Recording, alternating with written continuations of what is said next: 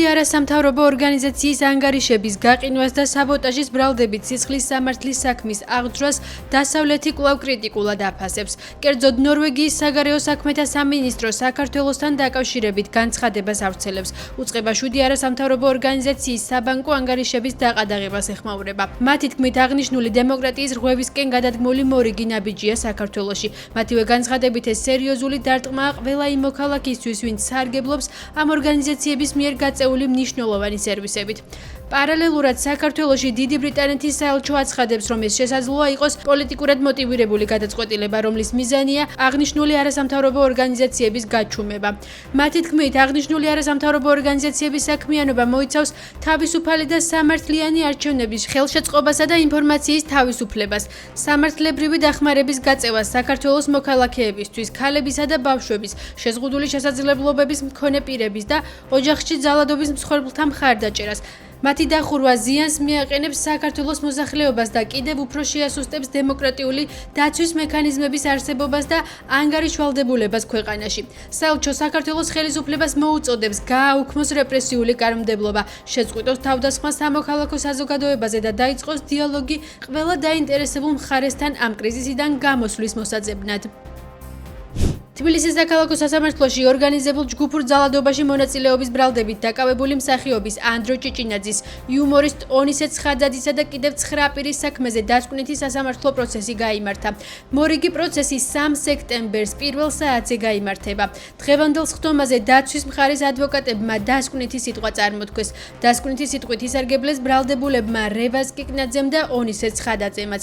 ასევე ადვოკატ ელგუჯა ავსაჯანიშვილის შუამდგომლობის საფუძველზე მოსამართლემ სხდომის დარბაზიდან გაძევებული რევაზ კიკნაძე დააბრუნა. მომდევნო პროცესზე სიტყვას სხვა ბრალდებულებით წარმოთქვამენ. ადვოკატები ვარაუდობენ, რომ საბოლოო გადაწყვეტილება იმავე დღეს იქნება, ვინაიდან მოსამართლეს 9 თვიანი ვადა ეწურება. პარლამენტთან მიმდინარე საპროტესტო აქციების დროს ჯგუფურ ძალადობაში მონაწილეობის ბრალდებით 11 პირი დააკავეს. დაკავებულებს ბრალი საქართველოს სისხლის სამართლის კოდექსის 225 მუხლის მეორე ნაწილი წარედგინათ, რაც ჯგუფურ ძალადობაში მონაწილეობას გულისხმობს. აღნიშნული დანაშაული სასჯელის სახით და ზომად 4-დან 6 წლამდე თავისუფლების აღკვეთას ითვალისწინებს. ერთხელ წარუდგენთ მოსამართლეს იმ არგუმენტებს, რასაც ფაქტობრივად თვეების განმავლობაში ვთავაზობდით არაერთხელ არაერთ პროცესზე. პირველი, სახეზე რომ არ არის ორგანიზებული ხასიათის ჯგუფური მოქმედება, მეორე რომ სახეზე არ არის არანაირი სახის ძალადობრივი მოქმედება, ონისე ცხადაძის მხრიდან. შემდეგი საკითხი, რაზეც ჩვენი მხრიდან ასევე გამახვილდება ყურადღება იქნება ის, რომ კონკრეტულად მოსამართლეს არ აქვს არანაირი შესაძლებლობა, რომ აღნიშნული მუხლის წარდგენილი ბრალდება გადააკვალიფიციროს რომელიმე მუხზე, იმიტომ რომ არათუ ორგანიზებული ხასიათის ჯგუფური ძალადობრივი მოქმედება სახეზე არამედ არც ერთი სახის სისხლის სამართლის კოდექსით გათვალისწინებული დანაშაული სახეზე არ გვაქვს. ბრალდების ხარეს ფაქტობრივად არაფერი აქვს ორგანიზებული ხასიათის ჯგუფური მოქმედების ამსახველი მტკიცებულება წარმოდგენით და ამას წერტილი დაუსვა ბრალდების ხარის გამომძიებელმა, მთავარმა გამომძიებელმა, რომელმაც განაცხადა, რომ ბიჭებს არ უდგინდებათ ერთმანეთთან კონტაქტი, არ უდგინდებათ კავშირი, მათ შორის ორგანიზატორებად წოდებულ პირებთან. ჩვენ არაერთხელ გითხოვს, რომ ამ პროცესში ადვოკატები პრინციპში სიბნელეში ხელებს ცეცებით მუშაობთ, იმიტომ რომ არ არსებობს მტკიცებულება და არგუმენტი, რომელსაც პასუხი უნდა გავცეთ. ორგანიზებული ჯგუფი ისე რომ ჯგუფის წევრებს არ ქონდეთ ცოდნა ერთმანეთის შესახებ, ან ერთმანეთის მიერ განსახილველი ქმედების შესახებ არის შეუძლებელი. ორგანიზებული დანაშაული შეიძლება ჩადენილდეს მხოლოდ ორგანიზებული ჯგუფის მიერ და უცხოელი ადამიანები მას უბრალოდ ვერ ჩაიდნენ ერთად. ადგილობრივი თვითმმართველობის არჩევნებამდე 36 დღეა დარჩენილი. პროცესში მონაწილეობასთან დაკავშირებით ოპოზიციაში კვლავ აზრთა სხვადასხვაობაა. არჩევნებში მონაწილეობს პარტია გირჩი. მათ თბილისის მერობის კანდიდატად იაგო ხვიჩია წარადგინეს. პროცესში გაერთიანებული ძალებით მონაწილეობენ პარტიები გახარია საქართველოსთვის და ლელო ძლიერი საქართველოსთვისაც. თბილისის მერობისთვის მათი ერთობლივი კანდიდატი ირაკლი კუპრაძე იქნება. ოპოზიციის ნაწილი კი კვლავ ბოიკოტში რჩება. ისინი 4 ოქტომბრის არჩევნებს სპეცოპერაციას უწოდებენ და ამბობენ, რომ წინასწარ გებულ თამაშის შესვლას არ აპირებენ. ჩვენ პოზიტიურად განწყობთ განწყობილი არჩევნების შედეგების მიმართ, ყოველ შემთხვევაში იმ პოლიტიკურ ფონზე, რაც ახლა ქვეყანაშია, ერთ-ერთი პარტია ვართ, რომელსაც არც ამორჩეველი მოუტყუებია, არც პრინციპებისთვის უღალატია და რაც თავარია ამ არჩევნებისთვის ერთ-ერთი პარტია ვართ, ვისაც რაღაც გასაგები იდეა აქვს, რომელიც შეიძლება შესთავაზოს ამორჩეველს, იქნება ეს თბილისი თუ სხვა რეგიონები. მშვიდობიანი რევოლუცია საქართველოში 2003 წელს მოხდა, როცა შევარდნაძის რეჟიმი დაემხო აბსოლუტურად მშვიდობიანად. იგივე მოხდა სომხეთში, პაშინიანმა დაამხო რეჟიმი გაიმარჯვა ხალხთან ერთად და ასევე მშვიდობიანად კონსტიტუციის ფარგლებში ჩვენ ვაპირებთ საქართველოში მოხდეს მშვიდობიანი დამხობა. მშვიდობიანი შეიძლება იყოს დაკავება მაგალითად პასუხისგებაში მიცემა. მშვიდობიანი სასამართლო შეიძლება იყოს და მშვიდობიანი დამხობა არ არსებობს. თავად ლევან ხაბეიშვილი როგორც ასეთი პოლიტიკური ფიგურა უნდა რომ იყოს ვერ არის და ცდილობს აი ამ ხმამაღალი განცხადებებით გადაფაროს. და პერსპექტივა გააჩნია იმისა, რომ მშვიდობიანად დააკავებენ.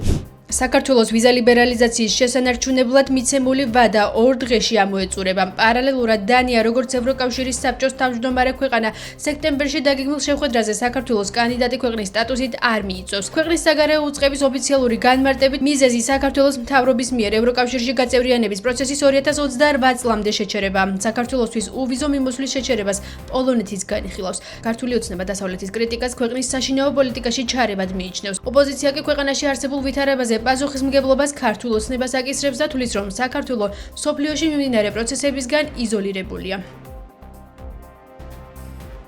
ჩვენი ამოცანა ახლა არის რაც შეიძლება სწრაფად შევაჩეროთ ის ვარდნა რაც ამ სახელმწიფოებრიობას აქვს დღეს ჩვენ შორდებით დასავლეთ შესაბამისად უახლოვდებით რუსეთს და დიდი საფრთხე გვაქვს რომ რუსეთის გავლენის სფეროში დავრჩეთ კიდე გაურკვეველი ვადით. ეს იმ პირობებში, როდესაც რუსეთის სუსტება სოფლიოში, რუსეთის სუსტება ჩვენ რეგიონში და ძალიან დიდი პერსპექტივებია, რომლის დღის წესრიგშიც საქართველოს სამწუხაროდ დღეს არ არის იმის გამო, რომ მას ამგვარი ხელისუფლება ყავს. ხალხი საზოგადოება გააბრაზდეს, გამოვიდეს ქუჩაში, სისხლი დაღვაროს და ხელისუფლებაში მოიყვანოს მარიონეტული ხელისუფლება და ამას ყველაფერს ევრობიუროკრატია უდგა სათავეში. საქართველოსთვის რომელი თემა არის პრიორიტეტული? გადარჩენის თემა თუ ევრობიუროკრატიისათვის ხარის მოდრეკვის და ცალფეხზე დადგომის თემა. 2 სექტემბერს პარლამენტის საშემოდგომო სესია გაიხსნება. პარლამენტის რეგლამენტის თანახმად საშემოდგომო სესია სექტემბრის პირველ სამშაბათს იხსნება და დეკემბრის მესამე პარასკევს იხურება. საშემოდგომო სესიის პირველი პლენარული სხდომა სავარაუდოდ სახელმწიფო უსაფრთხოების სამსახურის ხელმძღვანელის პოსტიდან ანდრი ოხანაშვილის გადადგომის ცნობის მიღებას და აღნიშნულ თანამდებობაზე მამუკა მდინარაძის არჩევას დაეთმობა. გარდა ამისა, პარლამენტი გადაწყვეტილებას პარტია გახარია საქართველოსთვის მანდატშეწყვეტილი დეპუტატების ადგილმონაცვლეთა უფლებამოსილების ცნობის საკითხზეც მიიღებს. პარლამენტის საშემოდგომო სესიის ფარგლებში განხილვის ერთ-ერთი მთავარი თემა დროებითი საგამოძიებო კომისიის დასკვნა იქნება. ასევე სავარაუდოდ საშემოდგომო სესიის დაწყებისას პარლამენტს ქართული ოცნების საკანონმდებლო პაკეტი წარადგინება, რომლის ამოქმედების შედეგად პირს, რომელსაც რიგი დანაშაულის შედეგად ქონებრივი ზიანი მიადგა, ზიანის გამარტივებული წესით ანაზღაურების შესაძლებლობა იქნება. პარლამენტის საშემოდგომო სესიის პირველი პლენარული სხდომის დღის წესრიგზე გადაწყვეტილებას ბიურო მიიღებს. ბიუროს სხდომა 1 სექტემბერს გაიმართება. უკრაინული მედია ქვეყნის თავდაცვის ძალების საჰაერო ძალებზე დაყრდნობით აცხადებს, რომ რუსულმა ძალებმა 29 აგვისტოს ღამეს უკრაინას 68 დრონით შეუტიეს.